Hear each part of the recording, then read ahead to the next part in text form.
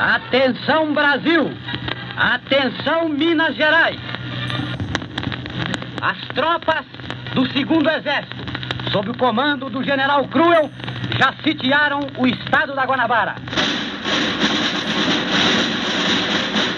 No dia 31 de março de 1964, uma rebelião iniciada em Juiz de Fora e que reuniu tropas do Brasil inteiro, culminou com a saída do então presidente João Goulart e o início da ditadura militar no Brasil.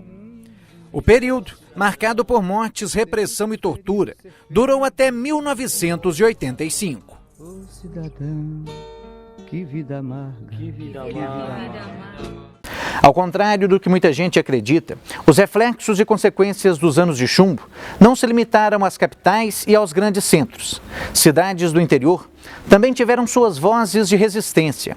Esta rua, aqui no bairro Sagrada Família, tem apenas 2 quarteirões, mas seu nome tem um significado imensurável. Ela homenageia um dos primeiros mortos pela ditadura militar, crime que aconteceu no centro de Divinópolis. Senhor, cidadão, eu quero saber,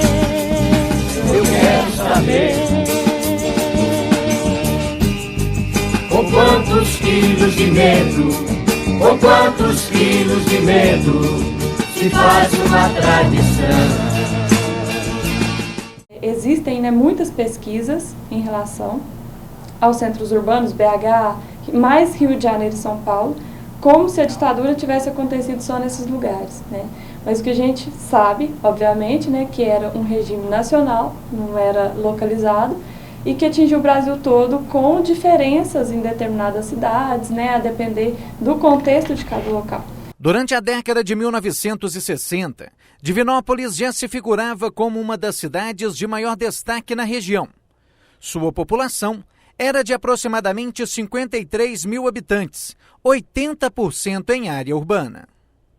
E as fontes, tanto memória, quanto jornais, quanto outros documentos da época, mostram que Divinópolis, assim como a maioria das cidades, apresentou uma parte de apoio muito forte. O pensamento anticomunista, aquela questão do golpe ter, na época chamavam revolução, ter salvado o Brasil, foi um discurso muito forte aqui na cidade. Carlos Schirmer nasceu em Além Paraíba, no dia 30 de março de 1896. De pai austríaco, cresceu em fazendas de café e, ainda jovem, se tornou eletricista da Rádio Mairinque Veiga, no Rio de Janeiro. Especializou-se na montagem de usinas hidrelétricas e trabalhou em diversas cidades, até chegar em Divinópolis, na década de 1920. Mesmo período em que se filiou ao Partido Comunista Brasileiro.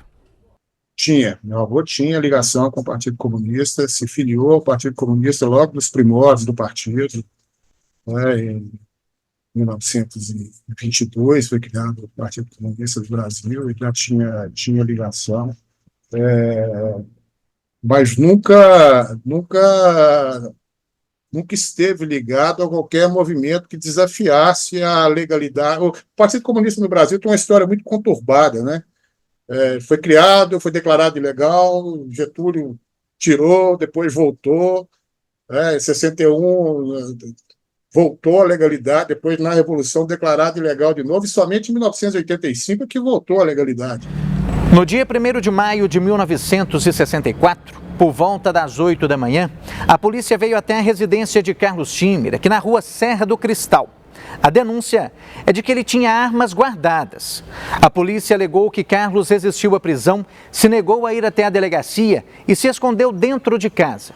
Tempos depois, os militares voltaram e encontraram Carlos trabalhando em uma oficina no quintal. Houve troca de tiros. A versão oficial da morte: suicídio. Meu avô viajava por todo o estado, era um montador de usinas hidrelétricas e tinha por hobby garimpar, nada que juntasse grandes quantidades de dinheiro, nem nada disso, mas chegava no leito ali, aquela conta, tinha muita tristeza, seu avô guardava um potinho de ouro em pó que ele garimpou não sei aonde, uma pedra, não sei o que ele garimpou não sei aonde, e tudo isso sumiu. Tudo isso sumiu, levado pelas autoridades policiais como prova do engajamento dele, pretenso engajamento dele, o movimento comunista, né, da época, né, e desapareceu. A carta foi a pessoal que presenciou, que declarou no processo, que parecia que tinha passado um vendaval dentro da casa depois que eles foram autorizados a entrar novamente. Entrei no quarto onde os policiais guardavam a porta para falar com meu pai, mas só pude ver os seus olhos cheios de lágrima, tentando me transmitir alguma coisa, pois ele não podia falar. Nas palavras do depoimento de dois dos amigos da minha avó, carregado e julgado na traseira do carro como se fosse um porco, né, todo ensanguentado, para ser levado e posteriormente declarada sua morte como suicídio. Baleado, Schirmer foi levado para o Hospital Felício Roxo, em Belo Horizonte, onde morreu no mesmo dia. O corpo foi enterrado em Carmo do Cajuru. Tem vários jornais que, inclusive, estão lá no dossiê, né, que a família depois organizou para poder pedir indenização, essas coisas. E aí tem lá várias reportagens, né? Extremista é morto em Divinópolis, extremista se suicida em Divinópolis. Então, na época, foi uma luta da família muito grande para poder provar ali, né, que ele foi uma das vítimas da ditadura, uma das primeiras, inclusive, no país. Na imprensa daqui, eu pesquisei no A Semana e em outros jornais também, mas eu não consegui encontrar nenhuma notícia, nenhuma reportagem sobre a morte dele. O neto de Carlos Schirmer conta que o medo da repressão assombrou a família até o fim da ditadura. Minha mãe era funcionária pública federal, né? Era professora, depois foi aprovada num concurso do INSS, onde ela fez a carreira dela no Serviço Público Federal até a aposentadoria.